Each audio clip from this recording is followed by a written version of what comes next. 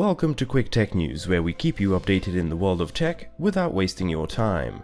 We kick things off today with good news for Adobe Lightroom users. All three versions of the photo editing software are getting a nice upgrade with a new feature called Advanced Color Grading. This will let users separate out midtones from shadows and highlights with a three-wheel color system where you can have precise control over the hue and saturation of shadows, midtones, and highlights. This will make it easy for users to change the mood of their pictures and create a more cinematic effect, similar to how you would color grade video footage.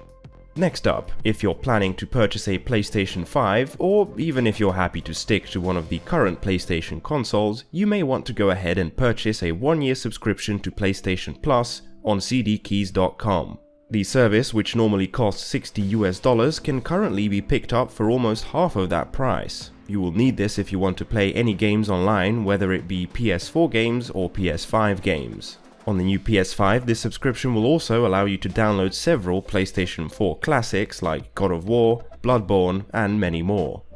Our final bit of news today is about YouTube and how a recent study found that 26% of US adults get their news from this platform. Even if I only account for 0.0000001% of that, I still think it's an interesting topic to briefly cover because there is a significant shift in how news is consumed these days. Of course, news organizations are also moving online and many of them have their own YouTube channels, but it seems 23% of these videos are posted from independent YouTube channels, such as myself. The beauty of this is that news organizations no longer have full control over what news people watch. We get to decide for ourselves. A potential downside to this is that many independent news channels are built around personalities rather than a broader news organization.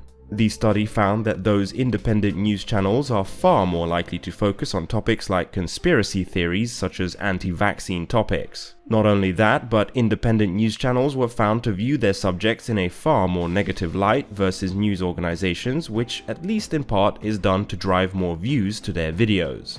Now, that said, of those 26%, only 13% said that YouTube is their most important way of getting news, which is less than 4% overall of the roughly 12,000 people surveyed. My opinion here is that we should never rely solely on a single source for our news and information, especially when much of the stuff that you see on YouTube is very biased one way or another, with little to no investigative journalism done to try to back up what they are presenting with facts. If you enjoyed this video, I would really appreciate if you could like the video, subscribe, and tell your friends to help get this channel off the ground. Thanks, and see you next time.